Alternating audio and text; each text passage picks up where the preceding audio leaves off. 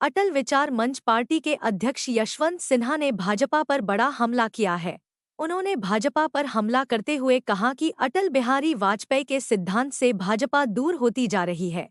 इसे देखते हुए उन्होंने पूर्व प्रधानमंत्री व भाजपा के कद्दावर नेता अटल बिहारी वाजपेयी नाम पर अटल विचार मंच नाम से राजनीतिक पार्टी का गठन किया है। उन्होंने एक सवाल के जवाब में कहा कि भाजपा अगर अटल जी के विचारों पर चलती तो इस पार्टी को बनाने का कोई औचित्य नहीं था, लेकिन आज की भारतीय जनता पार्टी अटल जी की बनाई नीतियों व सिद्धांतों से भटक गई है और किसी अनजान रास्ते पर चली जा रही है। उन्होंने कहा, देश में जब विपक्ष अगर मजबूत नहीं होता है तो लोकतंत्र कमजोर हो जाता है। वहीं उन्होंने 15 सितंबर को पीएम मोदी के जमशेदपुर में दिए गए भाषण पर भी सवाल उठाए। उन्होंने कहा कि पीएम ने 3 पार्टियों का नाम लेकर कहा कि ये झारखंड के 3 दुश्मन हैं, तो राजनीति में कोई किसी का दुश्मन नहीं होता है। प्रतिद्वंदी हो सकता है लेकिन दुश्मन नहीं। उन्होंने कहा, लोकतंत्र में विपक्ष का भी उतना ही महत्व है जितना कि सरकारी पक्ष का है, इसलिए पीएम की ये बातें एकदम बेमानी है। विपक्ष को जितना स्थान सरकार में मिलना चाहिए वो अब नहीं मिल पा रहा है। अब संकल्प लेने का समय आ गया है। भारत के लोकतंत्र को उसी तरह से चलाना होगा जिस तरह से अटल बिहारी वाजपेयी चलाते थे। इस दौरान उन्होंने असम के मुख्यमंत्री सह भाजपा के झारखंड विधानसभा चुनाव प्रभारी हिमंता बिस्वा शर्मा पर बड़ा हमला बोला। उन्होंने कहा कि वो माहौल खराब करने के लिए झारखंड में कैंप कर रहे हैं, वो अनाप शनाप बोलते हैं। राज्य में हिंदू मुस्लिम को लड़ाना चाहते हैं। झारखंड में दंगा होगा और इसका लाभ भारतीय जनता पार्टी उठा लेगी। ऐसे में यहाँ की सरकार को उन पर केस करना चाहिए।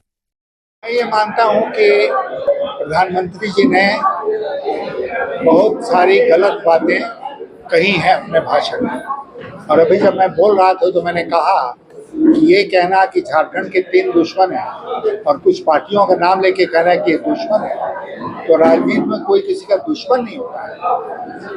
प्रतिद्वंदी हो सकता है, चुनाव एक दूसरे के सामने आदमी लड़ता है, लेकिन विपक्ष का भी उतना ही महत्व होता है लोकतंत्र में जितना सरकारी पक्ष है।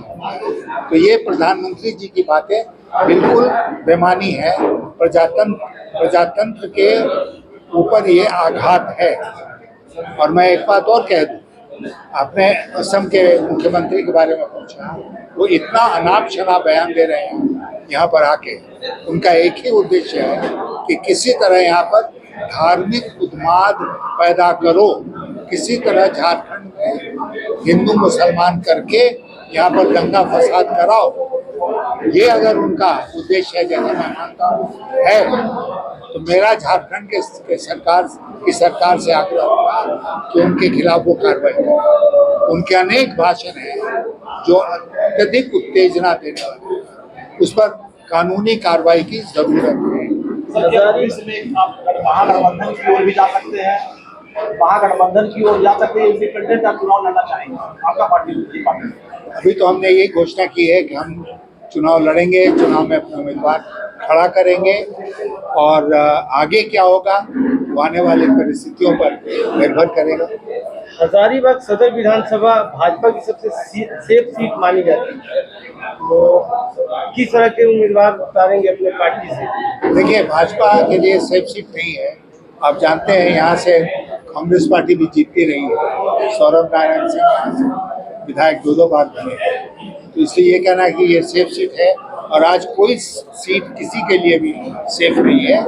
जो उम्मीदवार बनेगा उसको परिश्रम करना पड़ेगा, जनता के बीच में जाना पड़ेगा। अगर जनता का विश्वास मिलेगा तब वो सफल होंगे, अदरवाइज नहीं सफल।